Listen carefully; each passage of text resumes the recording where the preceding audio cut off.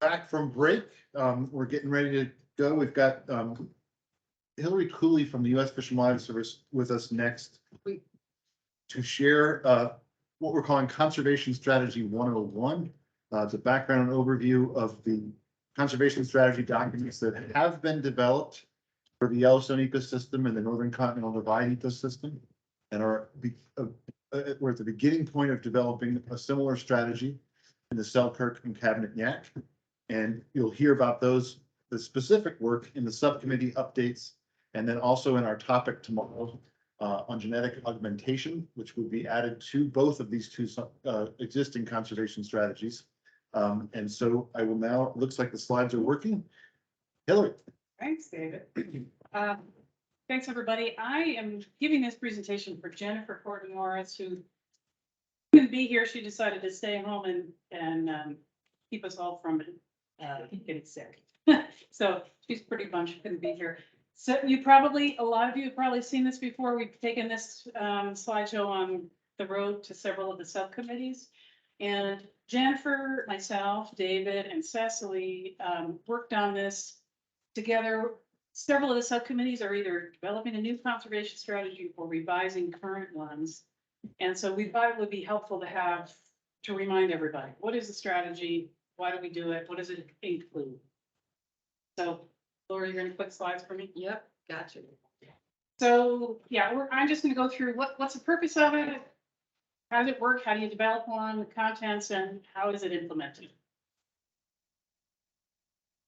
So the recovery plan, our 1993 recovery plan, outlines two major requirements for delisting. One is meeting the demographic criteria. Go back one, yeah.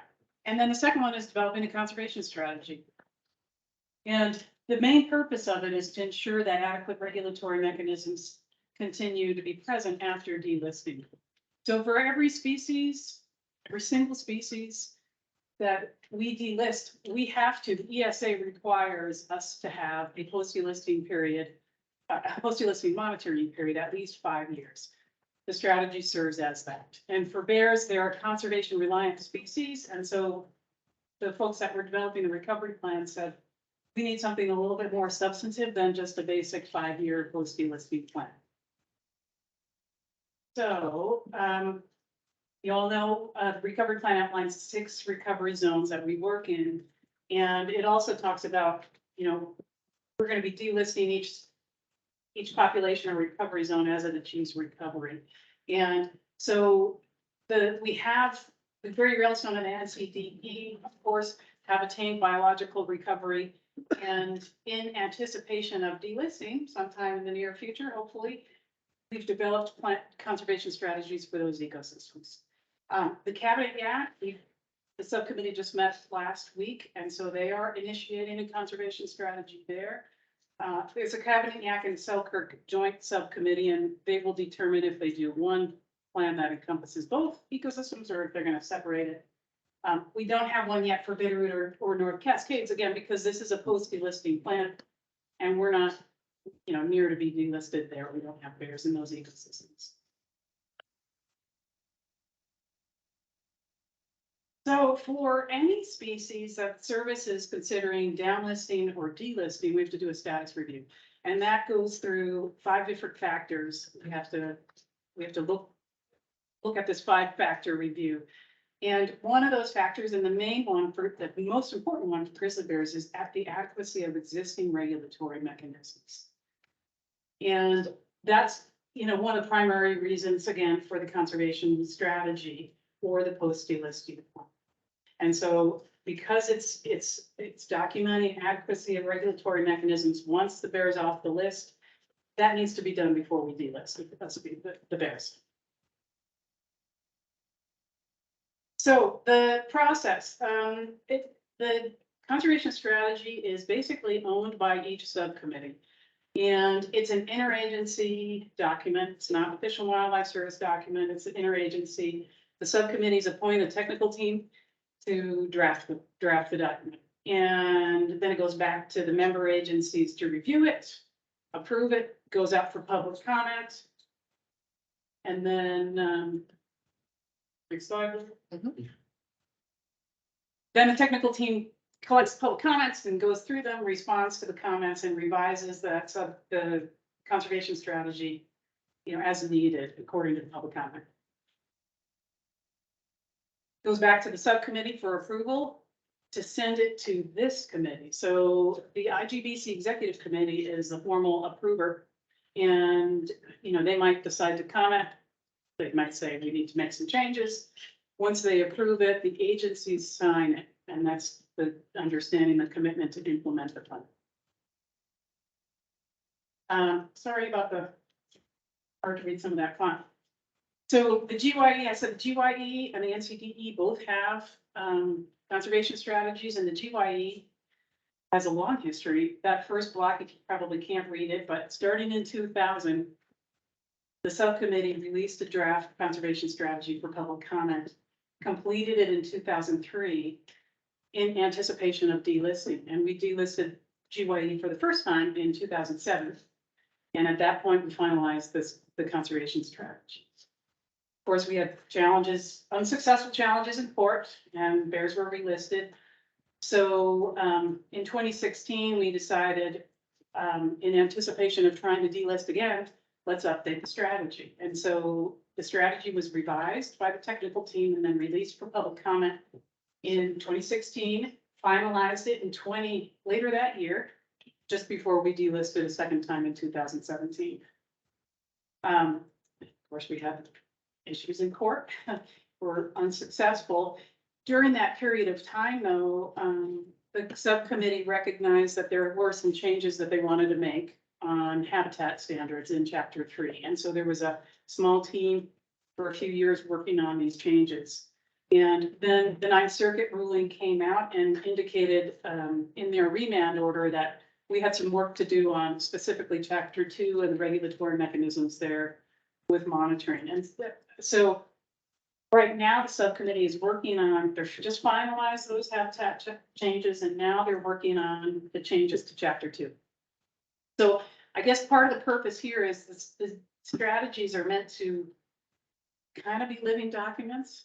The subcommittees recognize things change on the ground, laws change, you get court opinions, and that stuff needs to be incorporated into the plans. So there's a process for doing these revisions.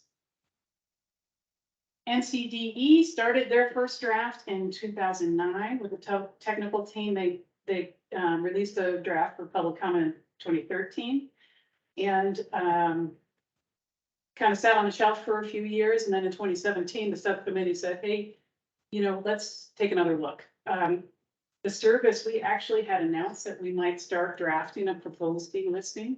And so the subcommittee said, well, let's start looking into some changes to the conservation strategy. They made short work of this. I think there were like bi-weekly meetings, and they produced a full draft in 2018. And that went out for public comment. Since then, there's been some small editorial changes that have not gone out for public comment. Up until this meeting last week, the subcommittee decided that they needed to reconvene a technical team to just take a look at the strategy and see if there were some more larger revisions that need to be done. So they'll be working on that in the next few months. So the strategies that we have, there's nothing in policy that says you have to have every single one of these chapters, but these are the common chapters among the two. They make sense. So, you've got some background info in the executive summary. The MOA is important. That's where the agencies sign it, committing to implement these things and maintain a standard. You got background information. There's a chapter on the demographics. There's a chapter on habitat objectives, chapter on conflict prevention and management, information and education programs, and how the thing's implemented and how it's evaluated or revised. And then really importantly, it documents all of the existing laws, regulations, agreements, plans, policies. And there's various appendices. A lot of them are on methodology. I think the genetic augmentation program, we've been talking for, that would be go into potentially both strategies as an appendix. Lori, next one. Again, I know I keep harping on some of this stuff, but the big purpose is to outline the legal authorities, policies, management programs, and the continued commitment of agencies to maintain that high standard of management after delisting. You know, it talks about current status and includes the best available science, and which is something, again, that changes and needs to be updated. So they both have a vision statement. Each are a little different specific to the ecosystem. The Yellowstone's vision statement is that the PCA, primary conservation area, which is the same as the recovery zone, will be a secure area for grizzly bears with population and habitat conditions maintained to ensure a recovered population is maintained for the foreseeable future and to allow bears to continue to expand outside the PCA. So here's Yellowstone ecosystem. The orange is the PCA or the recovery zone, orange boundary. The green is the demographic monitoring area. And then you have outside that, that's actually the DPS that we delisted in 2017 rule. But where the subcommittee started working on the strategy in the early 2000s before I was ever around. And I think the work originally was meant to just cover the conservation area or the PCA, primary conservation area. And then a few years later, the subcommittee recognized that no, we need to make sure that this covers everywhere we have grizzly bears. So not just that core area, grizzly bears are expanding. And so today, both strategies include all areas where grizzly bears are expanding. Hillary, question. Yeah. So then how often would that be updated as the bears expand? I mean, it's not a static. No, it doesn't have, it doesn't have a back, well, I'll show you a little bit more. It doesn't have the current distribution, and this only covers that area. Okay. So there's kind of a zone management inside the PCA. It has the most conservative habitat protections. Outside of that, it's different in each ecosystem. NCD has zones, and we'll go through that here. And if you have more questions, just I probably will. sure, yeah, just stop me. Okay, Yeah. all right.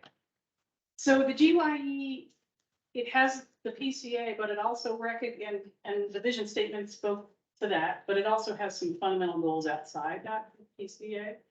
So they wanted to allow they want to, this is current, allow bears to expand into biologically suitable and socially acceptable areas. Not a specific boundary there, but wherever the subcommittee finds it's appropriate. Maintain existing resource management and recreational uses and consider bear needs along with other uses.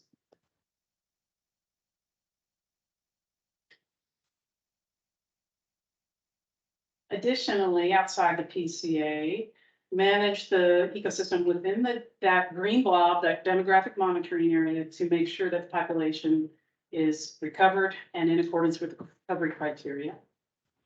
Expand public information education, PCA, provide responsive management in terms of conflicts, and then manage bears as a game animal, including allowing regulated hunting when and where appropriate. For the NCDE, their vision statement, maintain a recovered, genetically diverse grizzly bear population throughout the DNA, while maintaining demographic and genetic connections with Canadian populations, and providing the opportunity for demographic and or genetic connectivity with other ecosystems. So their act looks really different and it's kind of messy. So NCDE has management zone approach, basically. And for their primary conservation area in the center there, that's where we have the most conservative habitat protections. They're trying to maintain the habitat conditions compatible with the population from 2004 to 2011. It was increasing at that time. Can I ask a question? Yeah. So Dave and I spent a little time talking. We've talked about this, I think, various stages and places, but it seems there's a question for me of how we can have two conservation strategies and then some very distinct differences. Like when you say you look at that map in the management zones, for NCD, and it does feel messy and look messy. And then it seems like from a management standpoint of having some pretty significant differences between the strategies, that just seems to make us vulnerable, where it seems like there's some, makes it harder. Because why wouldn't we do this if we're doing a conservation strategy and we're working with one species? It seems like there would be a value in having those strategies be in pretty good alignment. So that's just in my head. I don't have an answer, or maybe even a solid question, but that seems like there is a question there. Why would we have such variances between strategies when it's really the same land, I mean, type of land and the same species? Maybe that's a better way of saying it. Yeah, no, it's a good question, Jackie, and I'll say there are a lot of similarities, a lot of consistencies. For instance, and I will cover this quickly later, but in the PCA, the habitat protections are the same as the recovery criteria, which are the same for, We just call them different things. yeah, signifying delisting. Okay. So we have, we're managing secured core, managing developed sites, and livestock allotments. And we're doing this, those three are the primary criteria for the NCDE and for the GYE in the PCA. So where things get a lot different, or not a lot different, is outside of that. And that's because of where the ecosystems are located. So we don't have GYE here, but you know, GYE is, It's down there. well, this is the DPS boundary, which doesn't exist on paper today, but that's how we delisted Yellowstone. And so the NCDE is a source population for the GYE in terms of long-term connectivity. And so they recognize that with management zone 2. But that is specifically called out to manage for connectivity down to the GYE.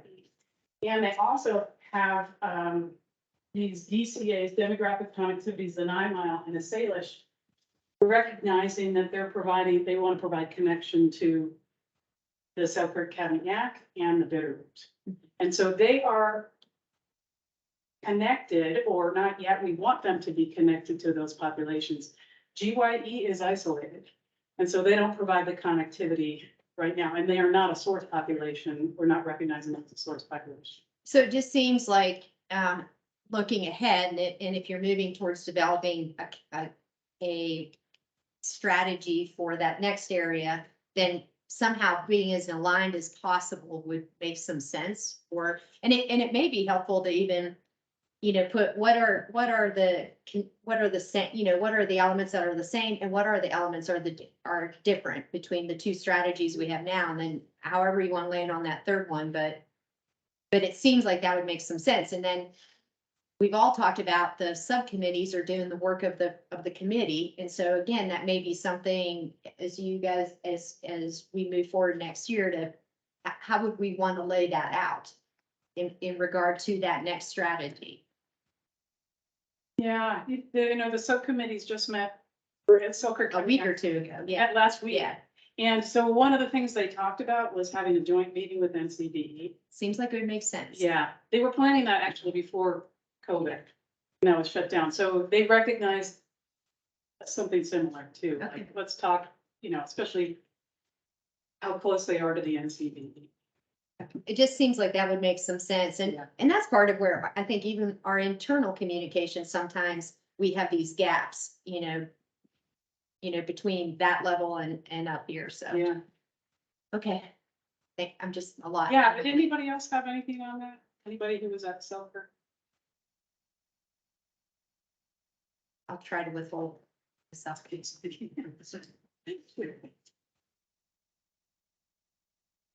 Okay, so I talked about the PCA, I talked about the connectivity area zone in zone 1 and then zone 2.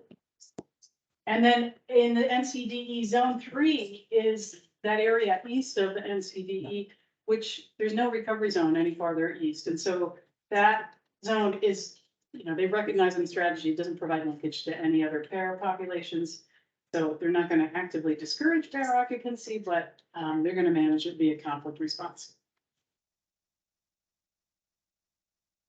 So speaking of similarities, for the demographic criteria, they have both ecosystems, the criteria are specific to that demographic monitoring area. They both have a population objective. It's different in each ecosystem, but they both are looking for a population, a number. They both have a distribution of females with young measured in the BMU, and they both have mortality thresholds. So then each ecosystem has a few additional monitoring criteria or objectives specific to that population. You know, some of those things are looking, monitoring population trend, monitoring genetic management of isolated populations, this is GYE, estimated distribution, and they all produce monitoring reports. So as I mentioned, they both have the habitat objectives that are the same. So they're looking for secure habitat developed sites and livestock allotments. They're maintaining conditions that were compatible with a stable to increasing population. Those are reported for each bear management subunit, and then there's regular reports. And this is posted on our website now, or will be? This PowerPoint, Yeah, It's already, it's already, okay, it's been presented now multiple times. yeah. okay. So just good for folks to know that aren't here or out in computer land, that you, if you want to take a deeper look at Yeah. it, it's there. So each ecosystem is a little different in terms of land management outside the PCA or the recovery zone. Yellowstone, most of the area, once you get outside the PCA, is protected in terms of either designated wilderness, wilderness study area, or inventory roadless area. So the strategy doesn't have any other requirements or objectives for habitat outside the PCA. You know, the only thing from a Forest Service perspective, when we talk about inventory roadless area, it's not as quite as clean as the wilderness or even wilderness study areas. I mean, because I oversee that for our part, and we have a small piece of it, but in other areas, that is the one piece that's not quite as clean around what can happen in there or not happen in there or whatever. So that would be one to watch a little bit on. Yeah, okay. On the inventory roadless area, because it's not as clean. I think Dan's on that.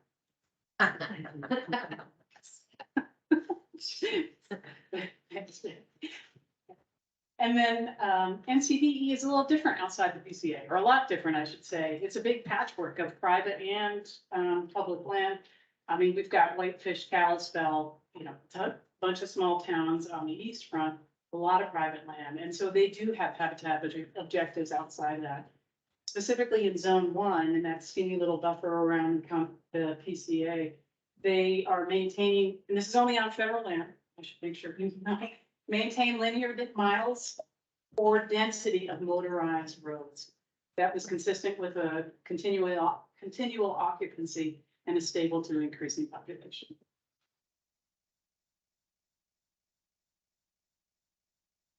Hillary, a question on that. So you guys don't have, and the NCDE one, you don't have the sort of compensatory mitigation we have in GYE Oh, for habitat. there are a lot of application rules. Okay. Yeah, and they are different though.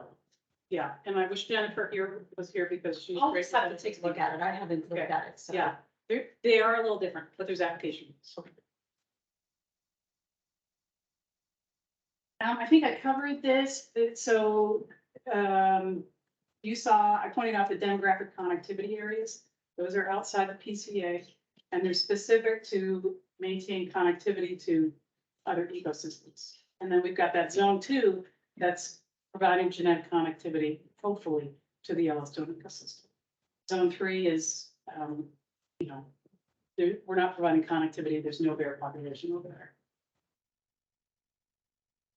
So, you know, similar to the demographics, there's some extra habitat objectives each ecosystem has decided to take on. In the GYE, they monitor 4 different high caloric food items. They also monitor habitat connectivity through transportation planning and storage orders. NCDE, instead of the monitoring the food items, they're looking at body condition and stable isotope analysis as surrogates for habitat quality. They're also monitoring and managing food storage orders. So both strategies have substantial chapter reduction in management. Those pretty much mimic the state and tribal plans. All have a big portion of it is conflict reduction management. So, you know, minimizing conflict sanitation efforts, information education, and conflict reporting. And then implementation. So implementation of a strategy after delisting is the responsibility of the involved agencies. And I mentioned this again, but again, the agency will sign the agreement that signifies their commitment to maintaining the standard of management that's required to conserve and maintain a viable population. So after delisting happens, this subcommittee the name is changed to the coordinating committee, just to signify the change. And then the coordinating committee is responsible for maintaining that conservation strategy up to date to reflect current laws, regulations, plans, commitments. And that's really important. I mean, laws change, policies, plan change, and that needs to be reflected in the strategy because that's the document that says, you know, we have adequate regulatory mechanisms. So also talks about reviewing it at least every 5 years. Doesn't mean you have to make a change, but at least go through, review, check it and see if it needs to happen. And if they can happen more often too. Needs to incorporate the best available science. And then when we have substantive changes, there's a commitment to provide the public a chance to review. So also that strategy includes a few thresholds in terms of evaluation. So there's a biology and monitoring review. It talks about, you know, if the criteria or the objectives are not met for several years in a row, then the science study team or the subcommittee will do a biology and monitoring review. There will also be a criteria which is required by us to have when we would do a status review. So there's several levels of thresholds for seriousness. And yeah. There isn't a threshold like that that has to do with level of conflict. That's something. Not one specific to conflict, but you know, there is a mortality threshold. So a lot of the mortality is management removals. So I'd say that's where it's incorporated in terms of a trigger. If that is not met for so many years in a row, we do a review.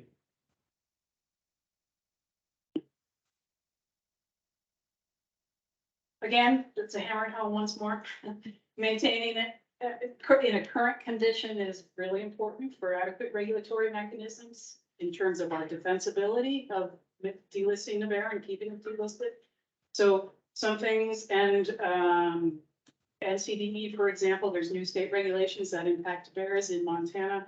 That will be reflected in the new draft. Court decisions, I mentioned GYE is revising chapter 2. That was, I think part of that was part of the court's remand order and any other big new info. That's it, Lori. Yeah, I was the clicker. Yeah, that's it. Big thanks. These are not small tasks to do, and a lot of people put a lot of time into these plans. Questions?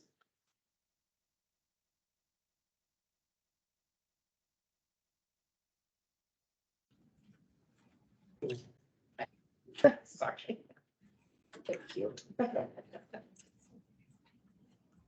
We can come back with questions if we have questions. I want to recognize, I think Ken McDonald has joined us online from Montana Fish, Wildlife and Parks.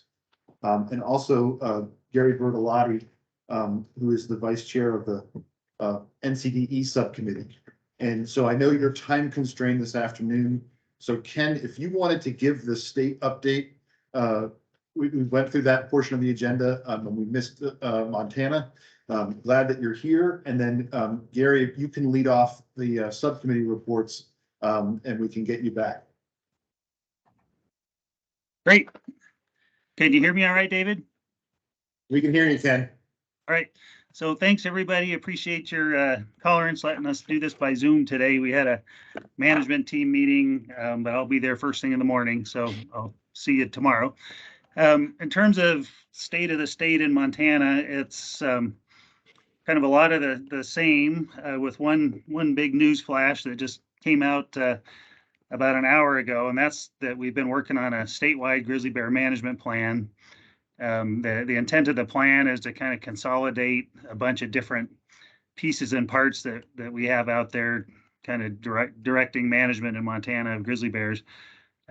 So this plan will incorporate pieces of two separate state plans we had in place, the Western Montana and the Southwest Montana grizzly management plans. It also incorporates the two conservation strategies you just heard Hillary talking about, the Yellowstone and the NCD conservation strategies, as well as recommendations from a advisory committee we had in place a couple years ago, and their recommendations. The plan is out for public comment starting today for 30 days, with the intent of trying to get a decision notice by about mid-February. So we're working on that. Or have been, and looking for input from anybody and everybody. We had a pretty busy conflict season. Gary and others will probably talk about that. But in quite a bit of Montana, the food resources crashed, so our bear specialists were busy. Bears are still out. So one of the other things we have in place is our wolf trapping season. The way the regulation reads is trapping starts on the Monday after Thanksgiving, except in occupied grizzly bear habitat, and that will be on a floating date as late as December 31st, and that's to make sure the bears and bear activity is subsided before trapping season starts, to help minimize any inadvertent take of bears. And so as of yesterday, we do a weekly check-in. As of yesterday, our bear specialists throughout the occupied grizzly bear habitat have said there's still enough activity going on between grizzly bears and black bears and the weather and things like that, that trapping remains closed in that occupied habitat, and we'll be evaluating that on a weekly basis. Our staffing, I think probably since our last meeting, the main couple things we have is we've hired a person that'll work in the Bitterroot. For once, we're trying to actually get ahead of the bears, so they'll be working on outreach and conflict prevention with a focus in the Bitterroot. That's a guy named Bruce Montgomery. And then we are specialist in that Anaconda Deer Lodge area, who was Tori Rimbo. Tori Rimbo got hired by Hillary for her crew, so we just replaced that position with Brad Bayless, and so we're all staffed up on that. So moving forward, legislative session starts in January. We have one proposed bill that would basically do what we did with our arm rule, where it would put into statute a commitment to maintain sustainable populations of grizzly bears, and would recognize that any mortality or transplant of grizzly bears out of the NCD ecosystem would count against those mortality thresholds. So just trying to shore up our regulatory strength, hopefully to help support delisting. So that's what I got real quick. And then tomorrow I'll be there if there's other questions, but happy to answer anything right now as well. Thanks, Ken. Questions for Ken? Okay, I'm glad we could get that today, Ken, and it's obviously timely with the release of your plan. I guess I wanted to circle back to see if there were any other questions for Hillary on the conservation strategy presentation. Yeah. You want to take public comment? It's a public comments. I would say let's take it. I mean, we have the opportunity and it's fresh, so if there's a question, everything's a legitimate question, but if there's a question, let's take it. Okay, so there's one hand in the that I see raised. It's Mike Bader. And Mike, so based on what Jackie just said, if you've got a question for Hillary, if you could keep that keep it to that for now, and then we've got our public comment period later this afternoon.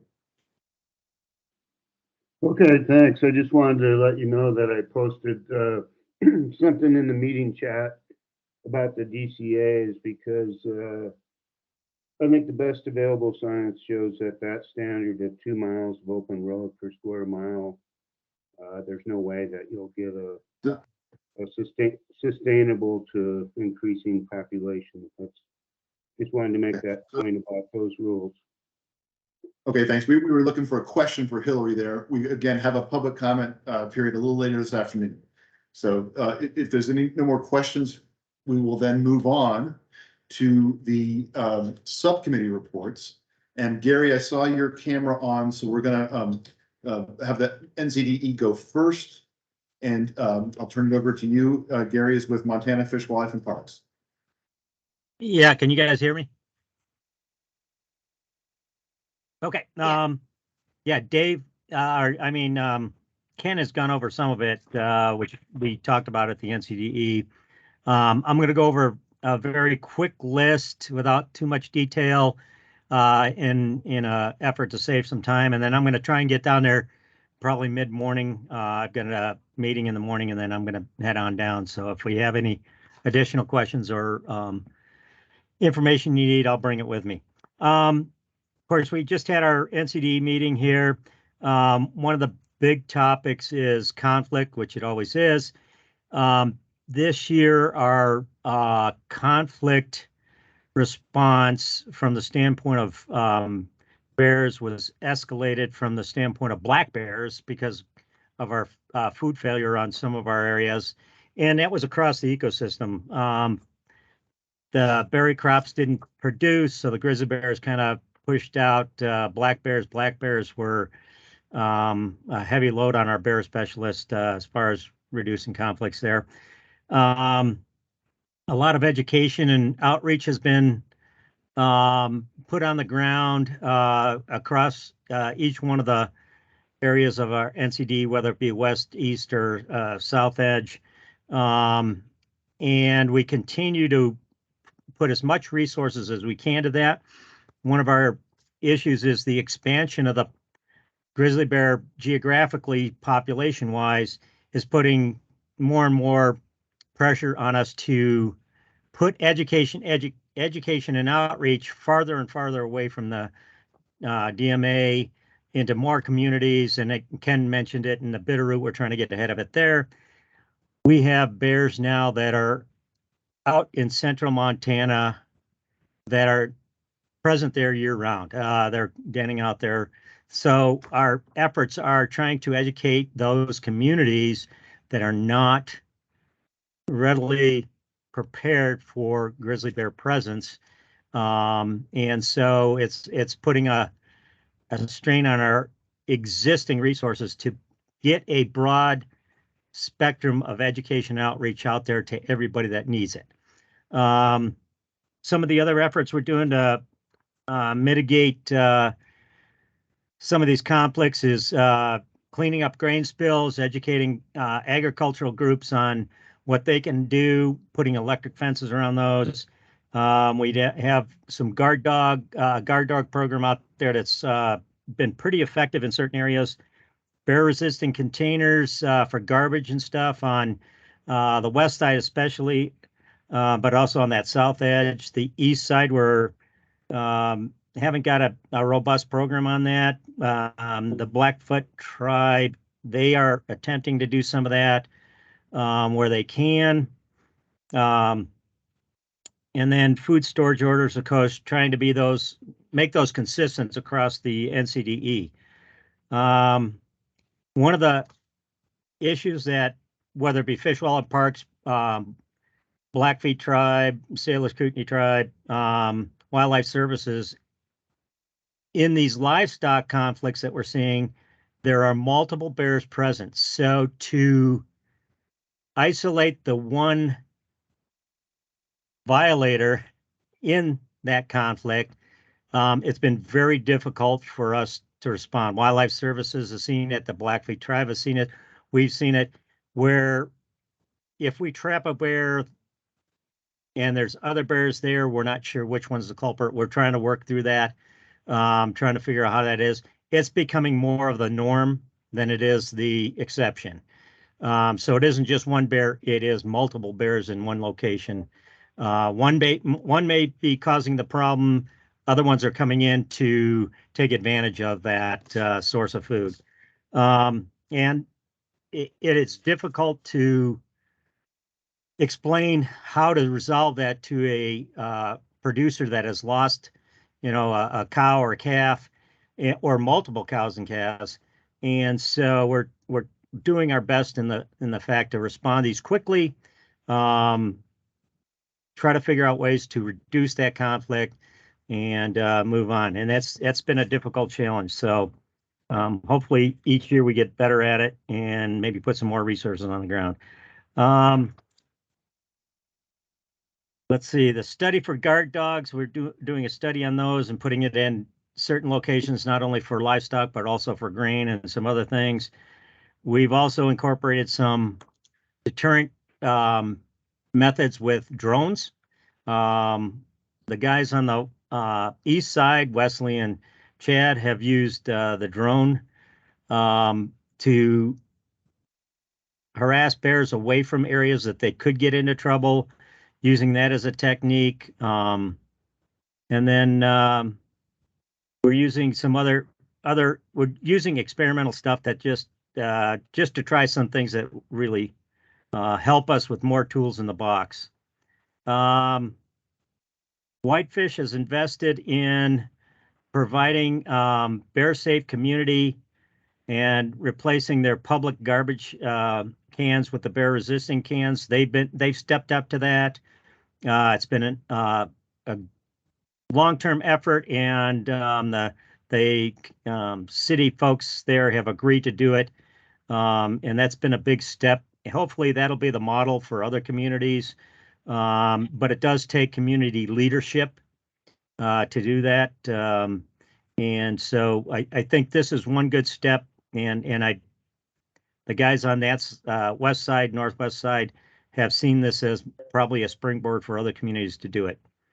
The increase in recreational demand on whether it be state land, private land, or federal land, or even on tribal land, has also been noticed from the standpoint of how do we educate all of these new recreators that have no idea of grizzly bears, how to protect themselves.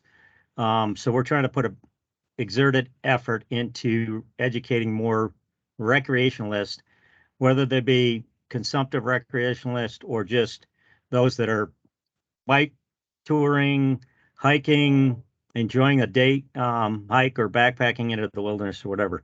So that's been an extra effort that we're putting out there. We're seeing, a total increase. I don't care where it is on the NCDE.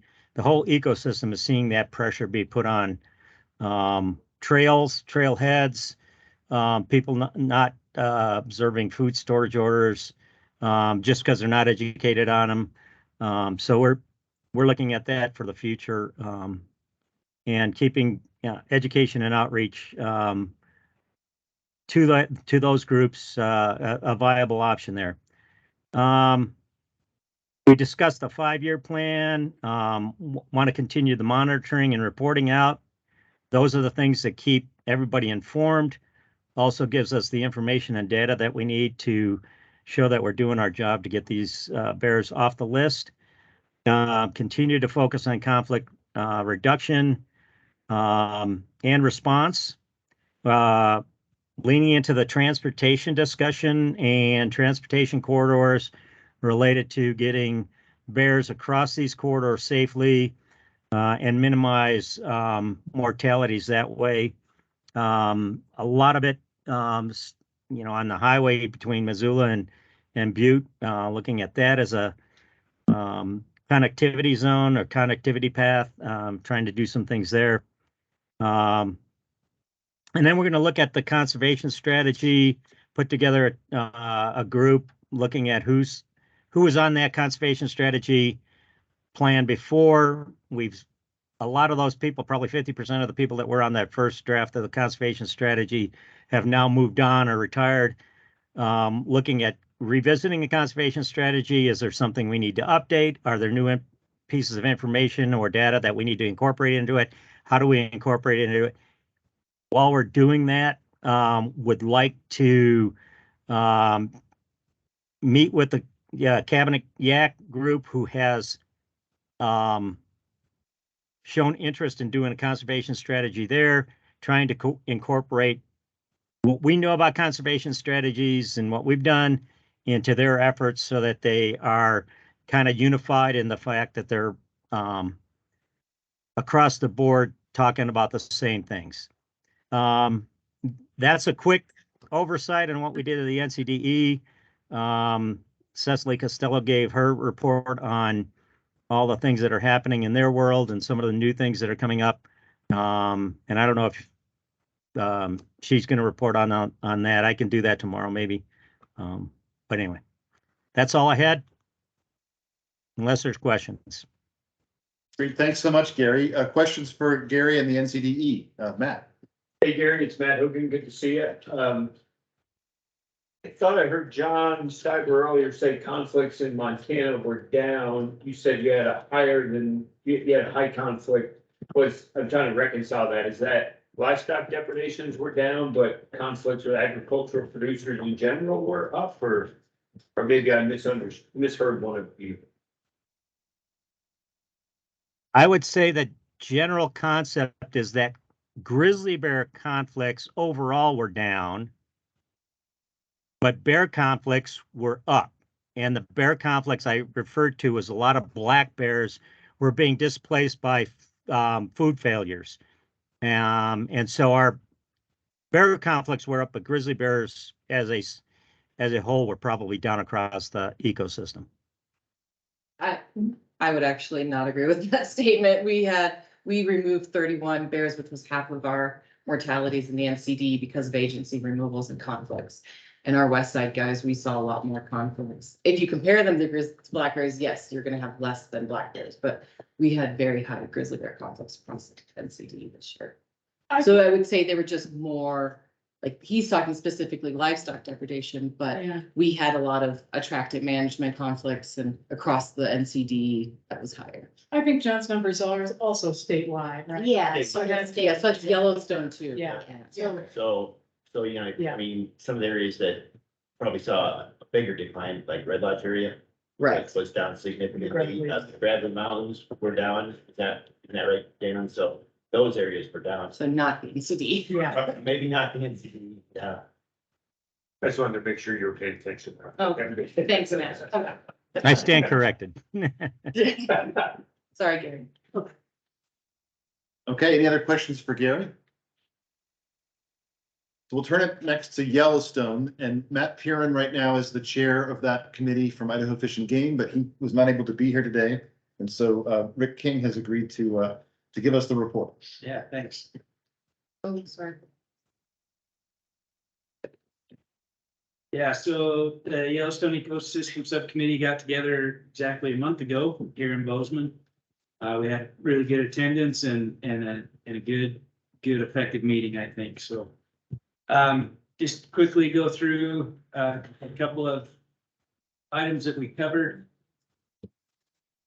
All right, sorry. So Hillary's lead in with the conservation strategy overview is a good lead in for us. So the Yellowstone Ecosystem Subcommittee, as you all remembered at the July meeting, the IGBC Executive Committee directed yes to go back and update the conservation strategies, especially Chapter 2. Now, we'll cover that in a minute. Just as a reminder, Chapter 3 was updated and that was approved in April of 2020 of this year. So the chapter 2 updates, as directed by the executive committee, we had a small group that got together. On the back, one side. So we had a small team that convened to take a look at chapter 2. So these folks here volunteered their time and stepped up and were willing to dive into the conservation strategy. And really, I had hoped that we would have a completely updated chapter 2 to bring to this meeting, but the reality is there's a lot more work to do in there, especially in regards to demographic monitoring and the updates that needed to occur through the demographic workshop. And so let's see next.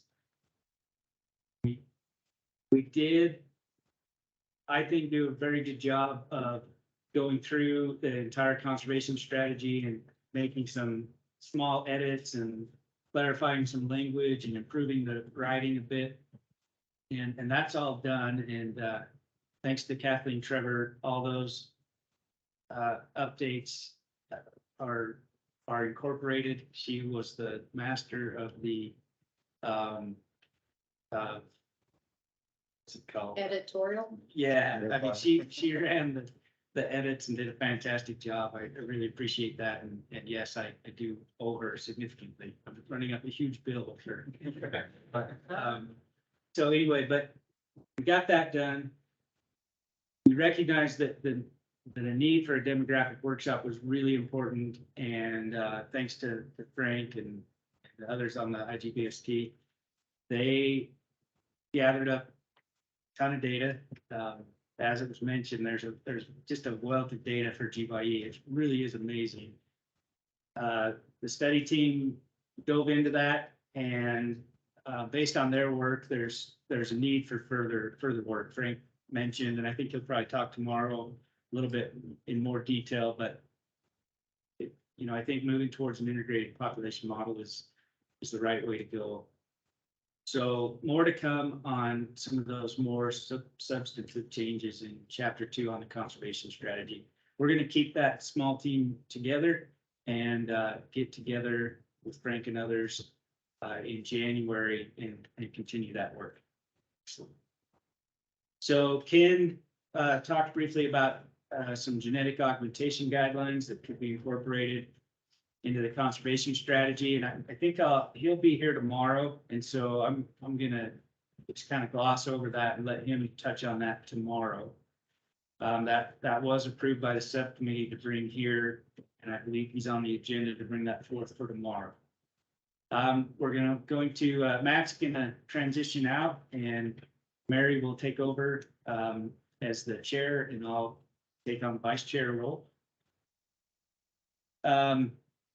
So, as you recall, back in 2019, Matt, you actually directed the subcommittees to take on a project and look at conflict reduction. And the yes subcommittee dove into that and has accomplished quite a bit of work, I think, in regards to efforts to identify ways to reduce conflict and put some new practices in place. So this tech team report authored by the folks you see there really dove into 5 different areas of conflict reduction: backcountry and hunting related conflicts, front country conflicts, information and education, livestock conflict, and then community outreach. There were 2 folks in particular that have done a great job kind of summarizing and keeping the workings of that effort up to date. And so Andy Fields and Dan Tyers have created an update report that's posted on the Yes page as of right now.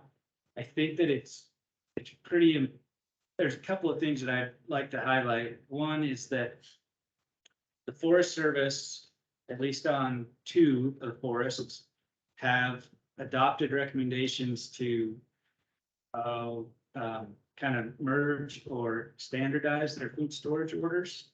and if I get this wrong, somebody from enforcers can correct me, but Lisa Timchik really took this on with Andy and Dan to make recommendations for standardized food storage orders. Those have been adopted on 2 forests in Montana, Beaverhead, Deer Lodge. Well, the Custer Gallatin National Forest adoption is pending. So my hats off to them. I think that's pretty great work. That I know that takes a lot of effort, and I think that's phenomenal work. So in addition, Andy and Dan created some guidelines for food storage infrastructure in backcountry areas. That's attached to that accomplishment report. Again, some phenomenal work, great stuff in there. Hats off to those guys for getting that done. The Wyoming Outfitters and Guides Association has a hunting safely in grizzly bear country video that I believe is posted on the IGBC website. If you haven't seen that, I encourage you to look at that. And again, another great effort that really came out of this whole conflict working group effort. And then finally, some, as we've already mentioned, there's some outreach programs, including the bear spray giveaways that are gaining traction and momentum, and I think really have provided a great outlet for putting bear spray in folks' hands. So I think that's it. Again, look forward to continuing to work on the conservation strategy, and more to come on that. So thanks, David. Thanks, Rick. Questions for the Yellowstone Ecosystem Subcommittee? Yeah, Scott. Comment. Thanks, Rick, for highlighting the good work Dan and Andy and others did in that food storage order and standardization increases in GYE food storage order. I wanted to mention too that Gary didn't mention it for the NCDE, but there's a similar consistency improvement with the NCDE food storage orders signed this year as well. So the forest in the NCDE, there's one food order that covers that whole NCDE area signed by the regional forestry this spring.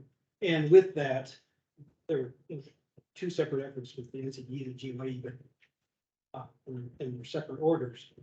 But with those 2 ecosystem-wide consistency efforts, the 2 ecosystems came much closer together to becoming much more similar than they had been in the past. So I think that was a great step too. GYE, one of the things that they incorporated was the allowance for electric fences that they hadn't before, that the NCDE had previously allowed. And then the NCDE got rid of the policy allowing nighttime attended storage, which was something that the Yellowstone had not had in their order too. So both efforts moving together, I think, is a really big step. Congrats to all those guys that worked on this. The questions or comments for Yellowstone? Rick? Okay, next up is Ben Connard, who is the chair and is going to give the report for the Selkirk Cabinet Yaak subcommittee. Thank you, David. Let's get this teed up. I'm confident it will work flawlessly. Oh, are you? It's See here. oh, sorry.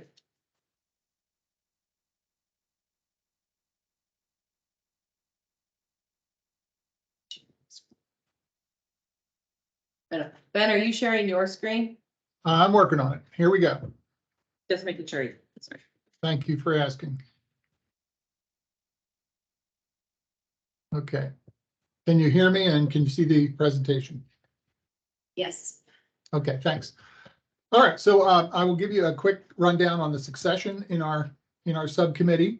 I want to give a quick orientation with a graphic to show the relative locations of some of the places I'm going to be talking about. It also will tie back to some things you've heard earlier today. Then I'll go into a quick summary of accomplishments in each of the 2 ecosystems, and then I'll wrap up with where we were at with the conservation strategy. So I'm the outgoing chair. It's been an honor to serve. I want to give a tip of the hat to my coworkers who helped me execute this role, especially Justin Teisberg, who did most of the lifting with the putting reports together and running down all the information that we submit, and then Wayne Kaysworm for all his advice. Also, Christy Johnson Hughes for subbing for both Steve and I at the summer meeting when we couldn't make your visit to the Selkirk and Cabot Yak ecosystems. So Steve will be the next chair. He begins immediately after I give this presentation today. And then we elected Dave Robleski was selected as the next vice chair. So that's what we got coming for our staff who are going to cover our ecosystems. Quick orientation. I know there's a lot of new faces. Some of this is old hat to some of you, but it bears repeating. Reminder that we are two ecosystems. Can you see my cursor? Because I'm going to do some pointing. Okay. We are indeed two ecosystems, the Selkirk ecosystem and the Cabot Yak ecosystem. We borrowed this map shamelessly from Idaho Fish and Game, so thank you, Idaho. The only thing that this does not represent is that the Selkirk ecosystem extends into British Columbia, and that recovery area is reliant on cross-border management to meet recovery objectives. That's our only recovery zone in the recovery plan that relies heavily on north of the border. You saw some of the conservation strategy zones and various polygons in an earlier presentation. This is how close we are. These are the demographic connectivity areas for the NCDE. And then this gray buffer around our ecosystems, that's the 10-mile area that we use for monitoring mortalities and whatnot. You can see how close these are.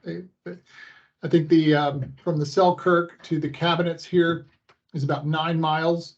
And from the Selkirks to the Yak area is about 14 miles. So really tightly packed over in here, much overlap, has a lot of implications with how we'll move forward.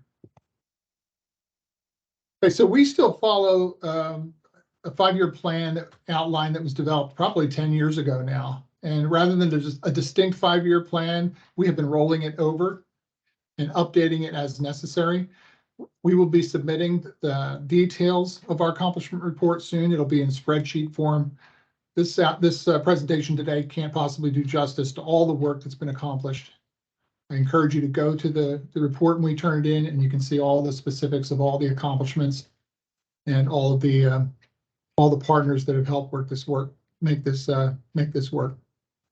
So we have several goals, and it steps down into objectives and strategies. And our first goal is to increase the grizzly bear population size and distribution. Objective 1 is to augment the population. And when I say augment, there is a program to opportunistically identify candidate bears in the NCDE and locate them into the Cabinet Mountains. There was no opportunity for that this year, but I wanted to review that since this has been going on in 1990, 22 bears have been moved to the cabinets. This has made a significant difference in the trajectory of that population. I won't go into all the details. I know we're time limited. Limit human-caused mortality. This is where most of the meat of our plan and our accomplishments are going to be reported. Just know that post-COVID extensive I&E has resumed, dozens and dozens of contacts with public. There's also been progress at securing waste transfer sites, extensive hunter education, hunter safety, bear ID, how to operate bear spray, and then dozens and dozens of examples of securing attractants on both public and private land. In sum, for the Cabinet ecosystem, there were 3 human-caused mortalities in 2022. It was a subadult female. It was a management removal. 1 adult female was a highway collision, and 1 adult male was a defensive property. There was also 1 natural mortality that was documented by the researchers, and it was an adult female.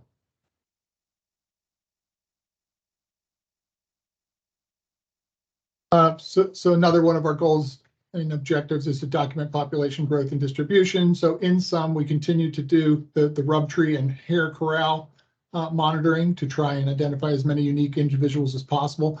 These results lag. So what you're seeing here is 2021. And in 2021, there were 37 individuals identified with this method, 18 female and 19 male. The researchers also captured and collared 7 bears in the Cabinet Yaak. In terms of metrics, they've documented a 1.9% growth rate for the Cabinet Yaak population. And then in terms of distribution, 14 of 22 BMUs in the Cabinet Yaak were occupied by females with young. Another one of our goals is connectivity. You saw on the graphic how close we are. One of the most significant accomplishments this year was, or I should say, one of the most explicit accomplishments this year was that the subcommittee provided a letter of support for the Upper Thompson Connectivity Project. It's a conservation easement. It's just shy of 25,000 acres. It's an easement that will be between Montana Fish, Wildlife and Parks, Green Diamond, which is a private timberlands, and the Trust for Public Lands. The intervening areas between the NCDE and the Cabinet Yaak are vast tracts of mostly private timberlands. And I venture to say that well over 100,000 acres of those private timberlands are in some form of conservation easement at this point, which is very encouraging. This will complement those extensive agreements that already exist in between these recovery zones. And then in terms of monitoring bear movement and DNA analysis, there was one interesting anecdote. A female, subadult 3-year-old female made her way from the Whitefish area where she was a conflict bear. She made her way of her own volition from the NCDE to the Cabinet Yaak. That's as far as I know, the first documented volitional movement between ecosystems. We've had relocations through the augmentation program. We've also had bears from the augmentation program walk back and forth between the ecosystems, but this was the first bear that walked between ecosystems these 2 ecosystems that I'm aware of. Unfortunately, she wound up being the management removal, but at least she demonstrated the resiliency or the ability for bears to permeate that landscape. And then another goal that we have is to apply results of research to habitat management. 2 notable achievements were that the Lolo National Forest achieved its motorized access standards for the 1 BMU that the Lolo manages, BMU 22. That is a long and coming accomplishment, and we salute them for that. And then the Kootenai National Forest began a review for their final BMU to get it up to standards, and that's BMU 4. And then we have a goal to increase coordination with the NCD subcommittee. You heard about that. Both our subcommittee, which met last week, and the NCDE subcommittee, which also met last week, both acknowledged that this got put off over the pandemic, and we both intend to kick off a meeting and actually get face-to-face, especially in light of us launching a conservation strategy. So many of the same results in the Selkirk. I won't repeat everything I said. Lots of these efforts have kicked off again now that we seem to be on the other side of the pandemic. For the Selkirk East ecosystem, there were 3 human-caused mortalities documented in 2022. 1 subadult male that was self-defense, 2 adult males that were management removals. However, our researchers report that we don't have British Columbia results yet. Again, same type of methods going on over there to document minimum population, growth rate, etc. Lagging results, of course. In 2021, the results have come in. They identified 39 individuals, 13 female, 26 male. Active captures got 6 bears in the Selkirks. The population growth rate was documented now at 3.1%. And then in terms of distribution, 9 of 10 US Selkirk BMUs are occupied by females with young. We have another goal to enhance transboundary cooperation. We have areas of improvement. I think we have to identify, most importantly, the representative from BC who will be serving. I think there's been some succession up in BC. However, there has been a cooperative study going on for the last few years. Michael Proctor is now preparing his report on the genetic monitoring that some of our partners helped contribute to carry out. And then the Kootenai Tribe of Idaho continues to work with their sister tribes in Canada. And the Kootenai Tribe of Idaho is an active participant on our subcommittee. So you heard earlier that we are kicking off a conservation strategy at the direction of the executive committee. We just met last week. We also received the Conservation Strategy 101 talk that you just heard today.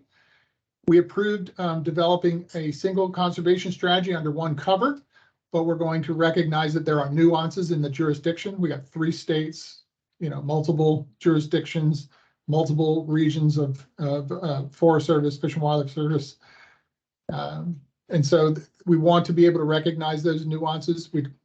This is something that will be under consideration as we move forward, but we did approve to have our teams work on one cover conservation strategy. So at our meeting last week, most of our members offered up participants. Everyone's encouraged to get this rolling. Others were surrogates for our standing official members, and so they have to get back to us. David Diamond agreed to help facilitate this effort and was quick to note that he will not be the writer. But we thank you, David, for anything you can do to help us along. So our next steps is to compile some notes and some direction. That there were a lot of questions, very little detail at our meeting. We're going to kind of compile Hillary's presentation, some examples from the other ecosystems, notes about who was offered up at this meeting of the Selkirk Cabinet Yak. We're going to compare those to some working groups of your other ecosystems. And then right away, we want to confirm commitments and identify what teams are going to work on this and what chapters. We hope to kick that off in early winter 2023. That's what I have.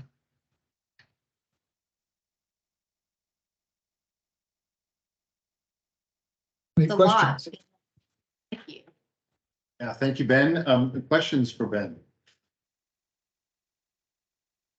One question I have is, so Ben, you mentioned this to you, Morris, that you've got the Kootenai Tribe of Idaho as part of the committee. That's specifically for the Selkirk or for Selkirk and Cabinet Yak together? And are they the only tribal representative on the committee?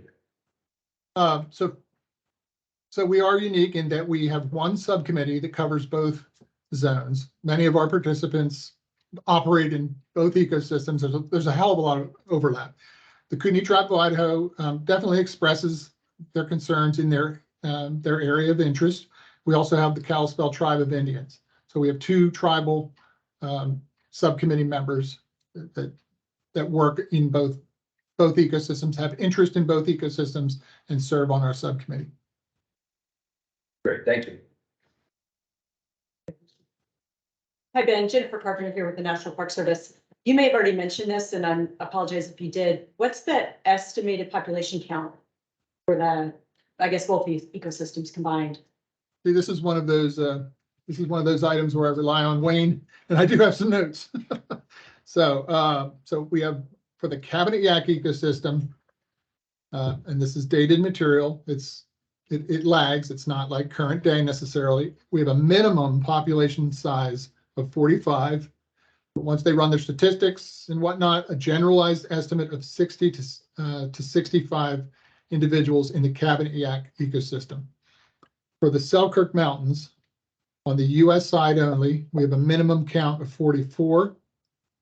And then once statistics are taken into account, a generalized population estimate for both the US and BC portion, so the entire recovery zone, of 80 to 85 individuals.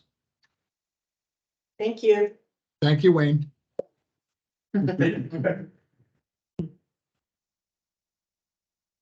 Okay, other questions for Ben? Thank you, Ben. Appreciate that. A lot going on in that ecosystem. It was good to be in Coeur d'Alene and see everybody last week. That was last week, yes. You bet. It was last week.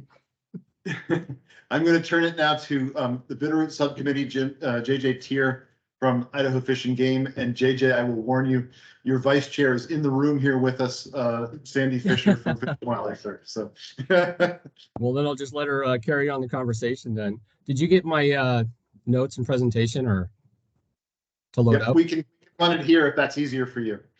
Yeah, I'll probably just load them up. Yeah, they're more of a note format, but that'd be great.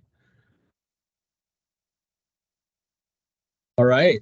Well, since Sandy's in the room, we'll talk a little about succession first. Finishing up my co-chair. Appreciate the opportunity of serving and getting to know everybody in the Bitterroot. It's been a kind of a different meeting thing, go through COVID and a lot of virtual stuff. But Sandy Fisher will take over after this meeting. We do not have a vice chair yet. We'll have to go try to recruit one up. So from a state agency. So we'll be working on that, and I'll be assisting Sandy in the transition here over the next month. Bitterroot's always a little different since we don't have any occupancy yet, and currently any bears. So we kind of activities are more kind of put towards what agencies are doing and what they bring into the subcommittee. But we did pull off 2 meetings this year. Our spring meeting that we tried a in-person and a virtual option, worked okay, and we did have a virtual meeting just last November. We do have 2 subcommittees, Information Education Outreach Subcommittee. They did not really meet, but the chair members and some of the members were active with the executive subcommittee, IE&O. We do have a very active science subcommittee. And they did meet twice, and we got more information coming. And like I said, not even bears, we didn't really get any specific assignments or details from the IGB Exec Committee. So a lot of the conservation work did occur and was completed by agencies within the BE, Bitterroot ecosystem. But we are looking for some direction from the Executive Committee in the future of what specifically you'd like us to move forward with, and what kind of work that would help in the total grizzly bear conservation across the range. So basically the priorities of the Bitterroot subcommittee, these are kind of some common themes here. I guess we could kind of go back to a 5-year plan, which we probably will need to update here the next year. Kind of our priority is safety to our public, partners, partner staff, and also grizzly bears is our #1 priority. We like to document the presence and absence of grizzly bears in the ecosystem, promote natural recovery of the population through immigration, support the IGB Exec Committee on strategic objectives and projects. We do really focus on across the ecosystem, all the agencies and shared work on information, education, outreach to local communities. We like to keep the public informed about grizzly bears in the Bitterroot ecosystem, including both presence of bears when we do have bears show up, and also provide information when bears show up on how to be safe in bear country. Kind of an overall theme we talk about a lot is increase in public and landowner tolerance and acceptance for grizzly bears as they begin to naturally reoccupy the Bitterroot ecosystem.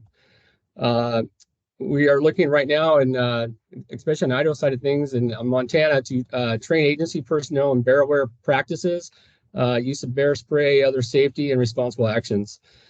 It seems another theme is a lot of forest and members of the Bitterroot subcommittee are looking at identifying bear attractants like garbage, domestic boneyards, things like that could bring in bears across the BE, and look at what kind of infrastructure we have in place and what are the needs to improve that. We're always looking for more research funding opportunities for looking for the outreach programs and also our infrastructure work.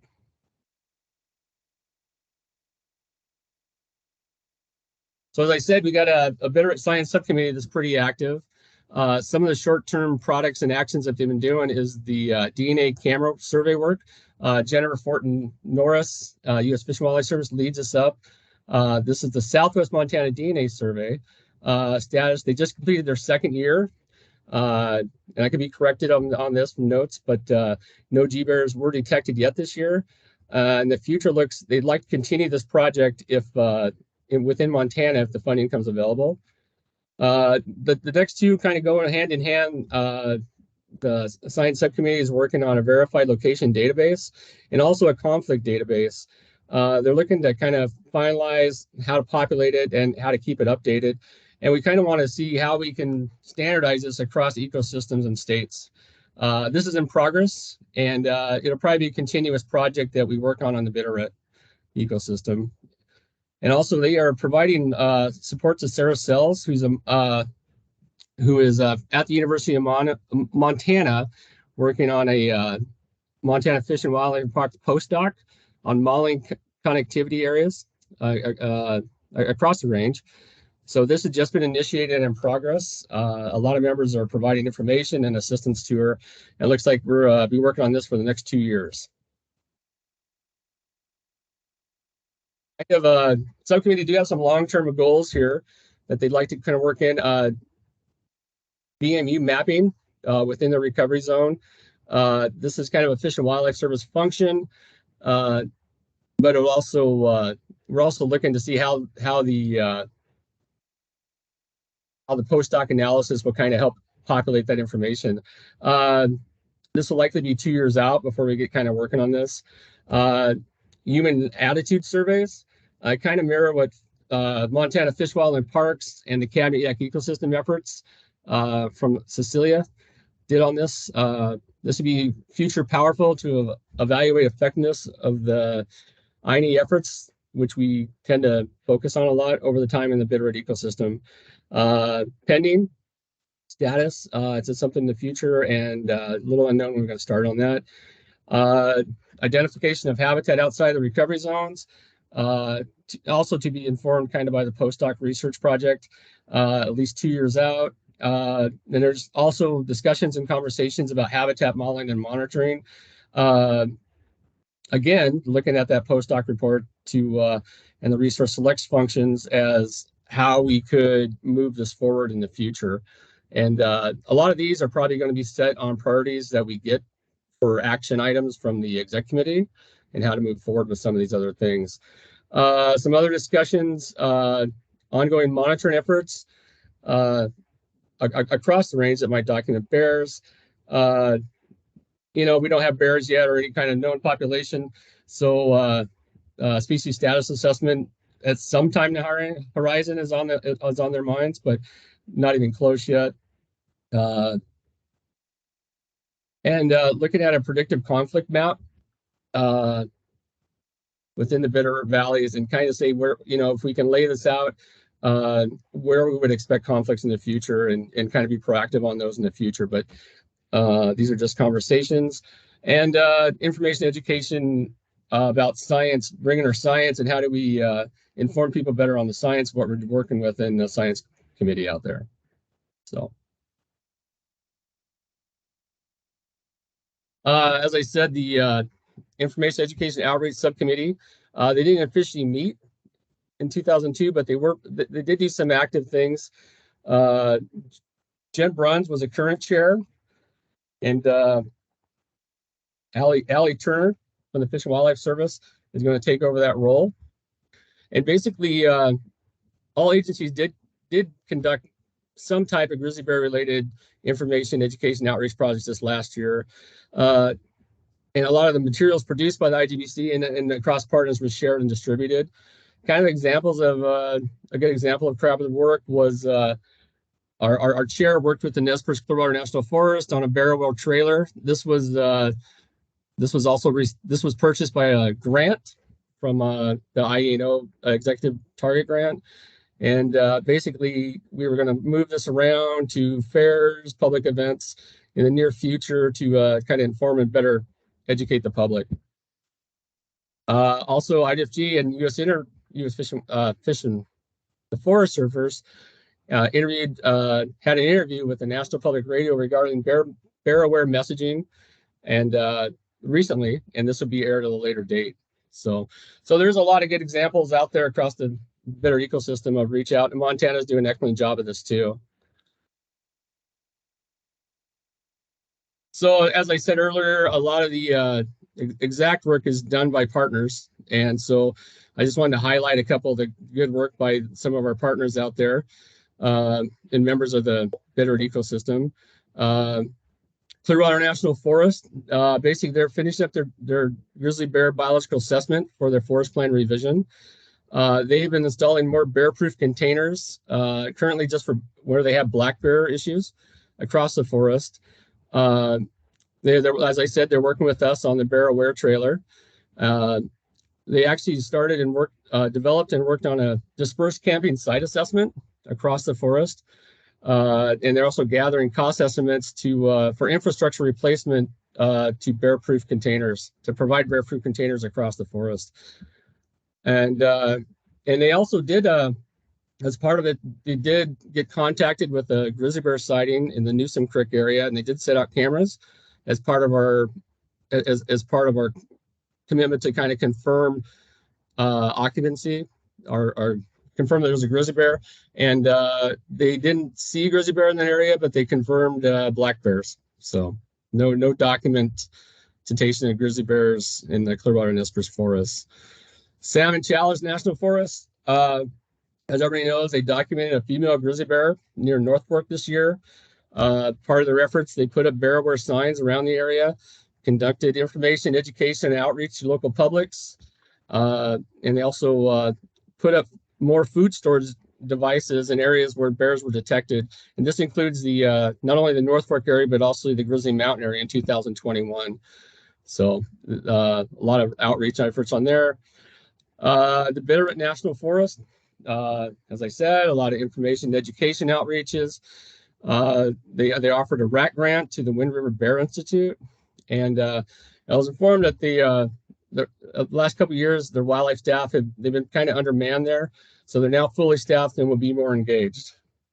So, and on the Lolo National Forest, which has a very small part within the Bitterroot ecosystem,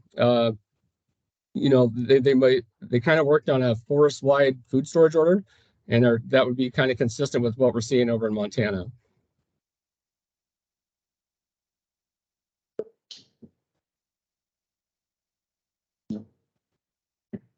So in the Clearwater region, kind of idle fishing game, our home thing, we really didn't see any reports of grizzly bears this year in the Clearwater region. We did see the confirmation in our salmon region in the North Fork area. We continue to do a lot of camera work out there that has a good opportunity to detect bears with our wolf occupancy modeling. And we did have a wolverine study this year too.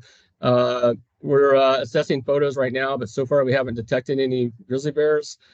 We did have a kind of a bunch of turnover in staff, and so we reloaded and reinitiated our wildlife human attack response team, which is our WAR team, which will help go out and respond to any kind of human wildlife conflict issues, including grizzly bears. So that team is trained up and ready to go. Hopefully we don't have to use them. And we did do a lot of I&E, and we set out a lot of press information here on bear aware species identification before bears come out of hibernation. And we pushed a lot of this information out on our websites, Facebook, and social media. We did develop some door hangers for when we do have bear issues. And we did display some of these. Most of these were all the black bear related issues we saw in 2022. Like Montana, we had a poor berry crop, and we seem to have a lot of instances due to kind of a later dry summer, but nothing serious. The Nez Perce tribe is just beginning to be active in the subcommittee, and basically they're committed to outreach efforts on cultural significance and importance of grizzly bears to the Nez Perce tribe within the Bitterroot ecosystem, and looking forward to more involvement in the future.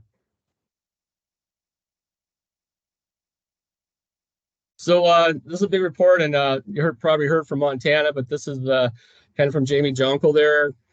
He always gives an elaborate report, so he's hard to follow. But I think you heard that they were pretty busy with black bears, business as usual with grizzly bears. Occupied quite a few grizzlies around the Missoula area. they did end up having to move a pair of subadults. I think everybody realized that within the Bonner area.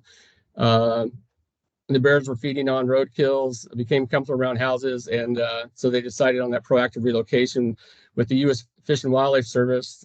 They collared these two bears and released them in the Welcome Creek within the Sapphire Range. Bears ultimately crossed I-90 and rejoined together in the Sealy country of the Rocky Mountain Front Range. And since then, we've had no other verifications of within the Bitterroot ecosystem this past year. One strong point is they've been working with the town of Missoula, working with the Bear Smart Missoula. They looked at and did a bear hazard assessment and bear management project, which was approved by the mayor and city council. Conducted the hazard assessment for community and worked on bear management plans. So this was all in favor, all approved, and it's a good initiative that they're just going to look on expanding to other communities such as like Lolo. And they still are working with the Bitterroot Bear Resource Committee, and it's still active. This is mostly working on sanitation infrastructure issues and opportunities for improvements. The relations and support of sanitation entities like Bitterroot Disposals are really proactive. So it's probably a good model to follow for the rest of us there. And I think we already heard from Fish and Wildlife Service and the Bureau of Land Management, so I'll just leave it there. Thanks, JJ. Any questions for JJ? Okay, we'll shift to the last subcommittee, the North Cascades. We've heard some updates already, but in the midst of the public scoping meetings that you've been doing, Don, you also managed to have time to have a subcommittee meeting for the IGBC. Yeah, thank you. I appreciate that that segue there, David. I'm the new incoming chair, thanks to Kristen, who at my first subcommittee nominated me to assume the post. And so I have to apologize in advance that I'm learning on the fly. I didn't know that I was supposed to have a cool presentation queued up. And next time I will have a cool presentation. It won't probably be as cool in terms of the pictures as what we saw earlier from Hillary. But you get me just doing what my interpretive rangers call interpretainment. I guess that's what I do instead of interpretation. And what I'd like to do is just report out a little bit about the items that are in our ecosystems action plan, what we did this year and what we're doing next year, with the caveat that the detailed notes from our meeting are going to be posted. They're in process now. And we also have just revised the 5-year action plan.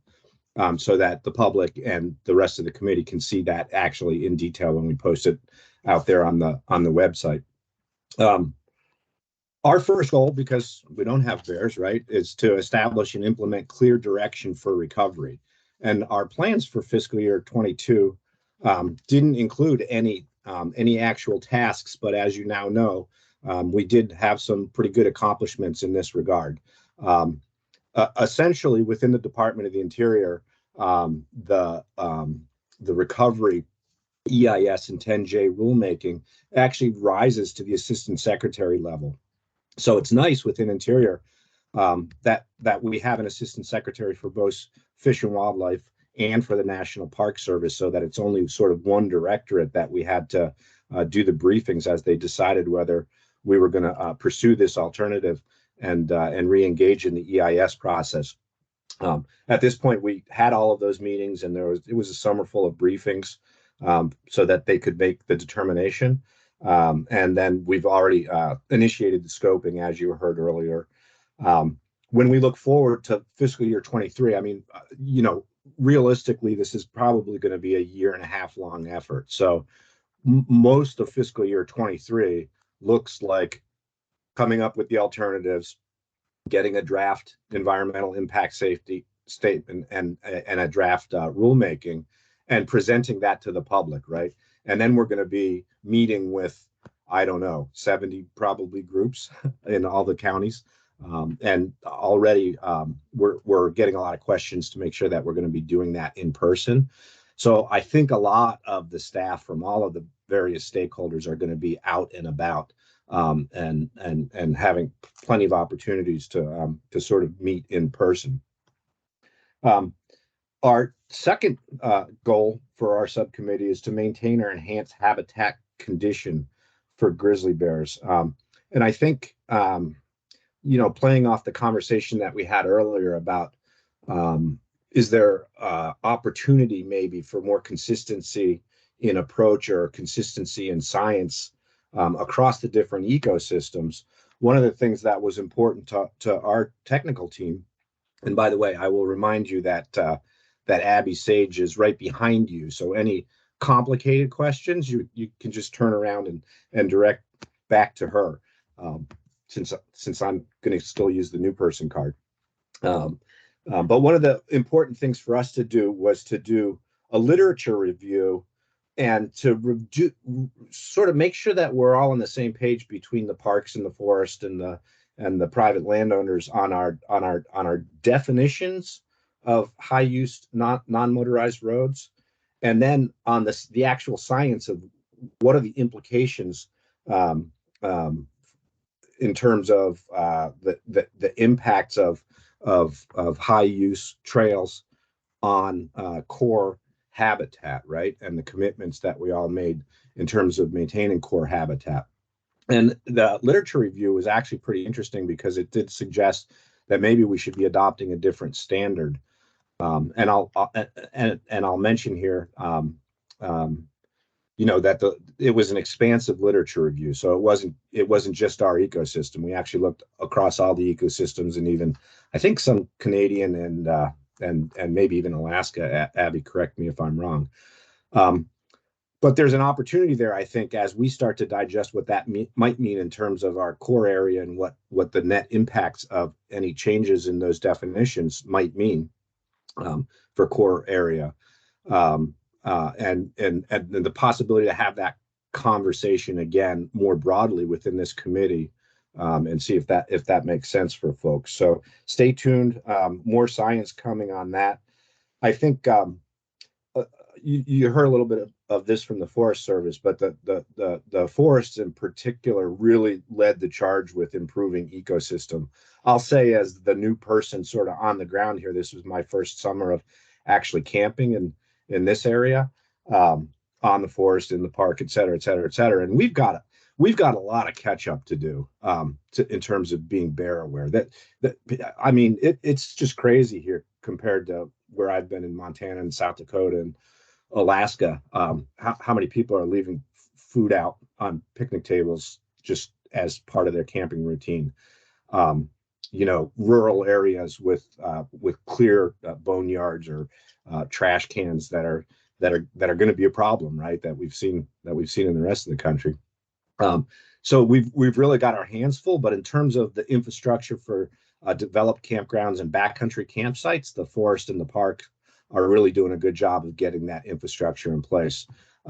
We're also trying to be real critical of ourselves. We realized even within North Cascades that we actually had to put a problem black bear down. And part of it was our own fault because we didn't have the right trash receptacles, right? So, I mean, some of the very basics, sometimes we have to be willing to hold that mirror up on ourselves. But I think folks are really doing a good job on that. And we have plans to continue to do that. As we engage in this public scoping concept, it's a great opportunity to also be having that communication and outreach and start doing some of those training sessions and highlight the tools that are available so communities can be prepared for recovery, regardless of which alternative ends up being selected. I think we too have an IEO committee, interpretation, education, and outreach, and they were super active. It's great to work with the public. Madam Chair, I'm glad that you pointed that out, because so much of our outreach work is actually done by NGOs and our other friends that aren't necessarily formally recognized on this committee. And so that's really interesting. One of the things that I might highlight, I don't know if other people have developed this yet, but there's a demand. The state of Washington seems to be like crazy hiker camper country. Like everybody likes to go out on hikes, and the permits sell out almost instantly for all the backcountry units. And so there's a real interest in knowing which campsites have the infrastructure. And so we're working with some of our partners to develop actually, hopefully, a GIS layer that we can use across all of the different organizations to let users know sort of where can they go and be safe with infrastructure already in place with respect to safe camping in bear country. And I think, you know, the fourth objective, which is to verify, you know, presence or absence. So not a lot to report there. No new grizzly bear sightings yet. We did, interestingly, in the state, have one wash up in the ocean that we're not sure where it came from. They're chasing down the genetics to figure out where that bear came from. We're not sure if it came down in the ocean from Alaska, or if maybe it got washed down in one of those atmospheric rivers. But that was an interesting phenomenon for us to figure out where that comes from. But we don't have that DNA report yet. We think that's going to take some time. So with that, David, I'll happily direct any questions that you have to Abby or others at the table. Sounds good. Thank you for that, Don, and thanks for that your first report.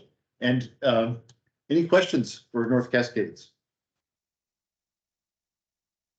So that's great because we're 5 minutes past time on the agenda, but you can see the you know, there's a tremendous amount of action and activity and thoughtfulness in these subcommittees and their work. And you also can see there's a lot of sort of commonalities and things that are you know, that are being done in different places, but that do add up to something here. So I'm going to shift now to the portion of the agenda that is reserved for the very important part of hearing from the public, of taking public comment. And there is a sign-in sheet at the front. I need to maybe grab that. Probably should have grabbed that before. And also, we'll of course invite anyone else who maybe didn't get to that sheet first to join, to get their moment here as well. There's a hand up already. There's a hand up already. We're going to start in the room. I think what we'll do is we'll go back and forth between the room and online. So who was the first? Phil Knight. Okay, yes, Phil. And I don't know what the best way for you to be visible and heard by our folks online is. Maybe if you wouldn't mind coming a little bit forward, standing up and coming a little bit forward. We do want to make sure that your voice is heard. Yeah, thank you. That's good. Good. Yep. Well, thank you all for giving me an opportunity to speak here. I did speak a month ago at the Yellowstone Ecosystem Subcommittee meeting, so it's an honor to be here. I'm representing the Gallatin Wildlife Association today. It's a nonprofit concerned with all kinds of wildlife in Gallatin County and the greater Yellowstone area in general. So I also work as a tour guide in Yellowstone National Park, so lots of opportunities to observe grizzly bears and learn about them. See them in Alaska and various places. So absolutely my favorite animal. I think you know, I love all the work that's going on here, and I'm very excited to learn about it. Especially the work on coexistence and trying to figure out how to live more with bears as they expand. Clearly that's happening. So I think, you know, it's all about coexistence and connectivity. I'm a little concerned about some of the recent losses of bears, particularly the ones at Driggs and Gardner. And, you know, I think we really need to look at ourselves and work hard on coexistence. There's a film I just watched online called The Weir, W-E-I-R. Take a look at that for an example of what's possible with coexistence. And, you know, it's kind of an idealized situation with a fish weir and a lot of bears on the Raccoon River, Alaska, and the biologists there getting along with the bears really, really well. It's pretty cool to watch. So I think, one of the things we really need, that I haven't heard much about here is crossing structures. I think one person mentioned that as a possibility at Interstate 90. So I would like to see people drill down on that some more. What are the possibilities for that? I know they're expensive and difficult.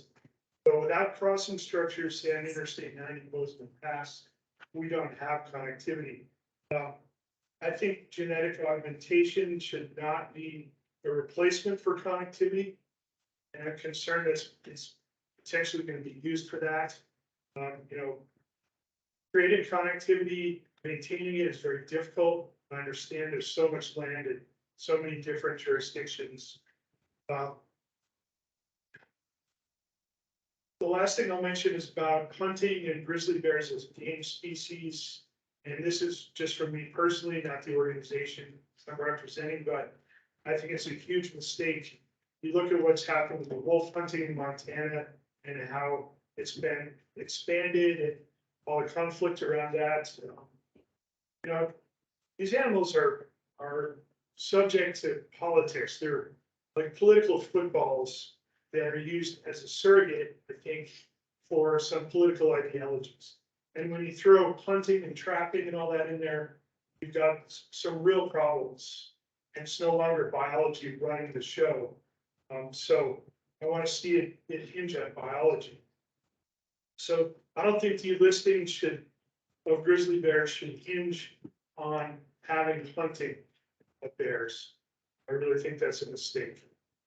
And I hope we were able to coexist with bears for a long time to come. And I know we can do it. So thank you all for your work. Appreciate it. Anytime. Is Trina here? Yep, she's right.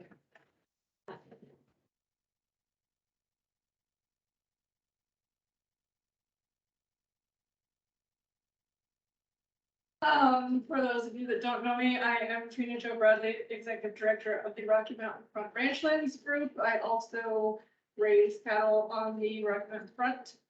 I have a statement and question for Hillary. The statement's not for you, don't worry. No, I guess something else today. So Gary Bertolotti is going to be my victim today. Because he said we need to educate the producers about whatever. I stopped listening after that. And I say that respectfully because educate is one of those words that everyone hates. You don't want me to educate you, and I don't want you to educate me. I certainly don't want someone from the government to show up on my ranch and tell me that they're going to educate me about something.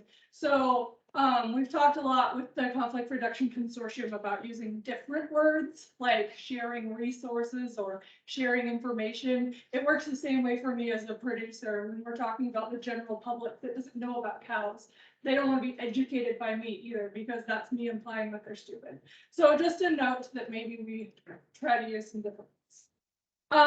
Then Hillary, my question for you, as we're talking about mortality thresholds and making sure that we stay at whatever number in each ecosystem, has there ever been any discussion in any of these conservation strategies about population management for, especially the NCDE is exploding with grizzly bears. So are we going to get to the point that we're like, okay, this number is enough? Like, we can't handle any more of that. Well, that would be a question for the states and the tribes after delisting. So the conservation strategy has a goal for the DMA. All of the demographic criteria apply to the DMA. They don't apply outside that. So there's no threshold, mortality threshold in the strategy for areas outside of the DMA. Talks about management, how we'll manage. We're not going to preclude bears in zone 3, but we'll manage for conflicts, things like that. And so in terms of a number, that's not a question for us. We answer, no, what's the recovery criteria? Are we good for delisting? And then after that, it would be up to the subcommittee and states. So in the event that we never ever delist grizzly bears, is service ever going to get to that point of saying, okay, it doesn't matter if they're listed or not with 10,000 grizzly bears in the NCDE and there's not people left. or whatever. I mean, that's exaggerated, obviously, but like, are you ever gonna get to that point? Well, first, they're listed everywhere in the Lower 48. Right. So, we've had different discussions about revising, should we revise a recovery plan? Should we revise a 4D rule? Those are things that, as Fish and Wildlife Service with partner agency support, we could explore. And I think those are the places to think about those things. Thank you. Trina. Is anyone else in the room that would like to make a comment? Please let me know, but I'm going to go to the online first. And let's see. Jim Morrison, if you can unmute yourself and bring your camera on and go ahead. Hi. Good afternoon, everybody. My name is Jim Morrison. I'm an interested citizen from Missoula, Montana. I'm also a Forest Service retiree. So thank you very much for your efforts over the years. I greatly appreciate the progress that the IGBC has contributed to the recovery of the grizzly bear. It's been great. But this afternoon, I have a comment about the NCDE Conservation Strategy's objectives for developed recreation sites on federal lands, the so-called 1 in 10 provision. It's increasingly evident that this provision, as included in the forest plans, does not provide any measurable limit to increase developed recreation site capacity and allows reductions in habitat conditions well below baseline levels. In the NCDE, that would be the 2004 to 2011 time period. The NCDE developed recreation site objectives are very different from the GYE standards for changes in capacity to develop sites. The GYE standards are measurable, unambiguous, and directly based upon the baseline conditions. NCDE is not. Recent events on the Flathead National Forest demonstrate that the conservation strategy objectives for developed recreation sites and the corresponding forest plan standards provide no limitation on increases in developed rec site capacity on NFS lands within the PCA. They therefore fail to provide adequate regulatory mechanisms to maintain a recovered NCDE bear population. So I would ask the executive committee to reevaluate the developed rec site standards on federal lands for the NCDE conservation strategy. I would also ask that the committee consider replacing the existing standard in the NCDE with those adopted by the GYE subcommittee in April. The new Yellowstone standards are unambiguous, clearly limit increases in developed rec site capacity to no more than 10% increase above the 1998 baseline levels. Revision of the NCDE developed rec site standard objectives is essential to ensure that we have sufficient habitat to maintain a recovered NCDE grizzly bear population after delisting. And failure to make any adjustment to those standards, I think, will prevent delisting. So again, thank you very much for your efforts and thank you for your time this afternoon. Thank you, Mr. Morrison.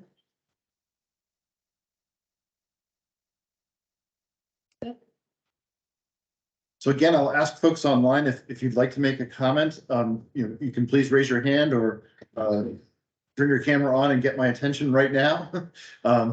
And similarly to folks in the room that may want to speak, please stand up and come forward. We do want to hear from you.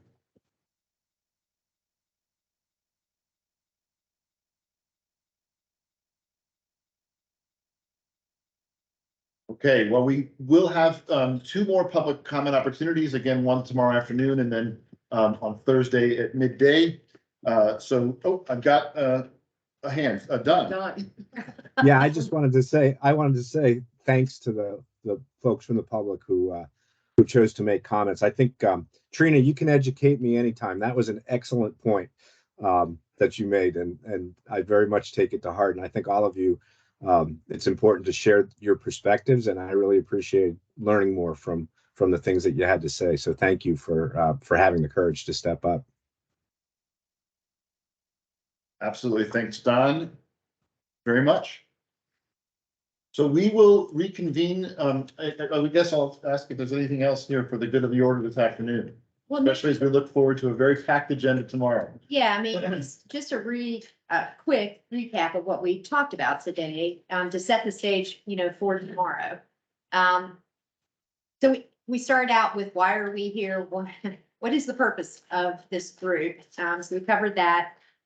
The agency updates, there is a lot going on. We said that, when we kicked it off, and I think, what you heard today was clear indication, there's a lot going on, a lot of work. And still, work in front of us, in regard to, what we're gonna do and some of that uncertainty we spoke to. We covered, but we heard, we got some clarity, or at least maybe some understanding, with what Hillary shared with us and some of what we got from, even listening to the USGS folks on the work that they're doing. And so, I think that sets us up well for the conversations tomorrow. The public comment piece is important, and hearing from you, as you just heard from, our friend up there in the north.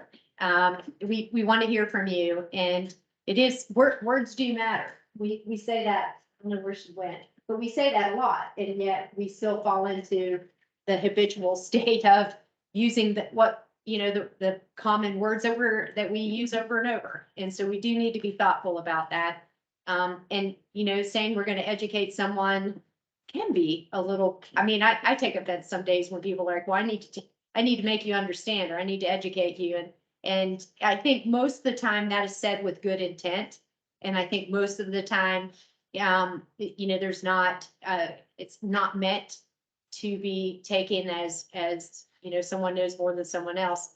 But it's sharing of information, but even how we speak to that, really comes across very differently and sets a stage for how folks receive and don't receive. So we'll do better on that.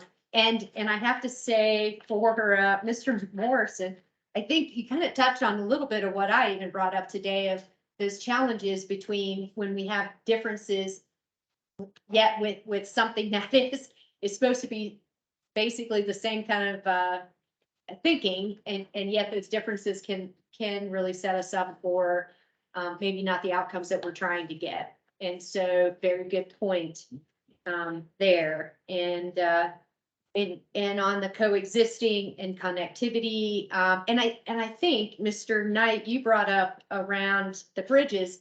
I think there is some information out there about the connectivity in the bridges and or the potential for the recognition of that importance in regard to options. So great input from the public, and really appreciate that. I think so that kind of sums out the day for me and the notes I took. Okay. Great, well, thank you. Set it up for tomorrow. It does, and so again, in our charter, the executive committee can meet in executive session when there are litigation or personnel topics to discuss. We have a few of those that we're going to meet tomorrow morning to discuss. The public session begins in this room at 10 o'clock. And we're starting off with these partner presentations to hear more about some Bear Smart communities and some partners doing lots of conflict work on the private lands. So unless anyone else has anything, we can be adjourned. I think that is correct. I think so. Thank you. Yes. Something I missed there, getting your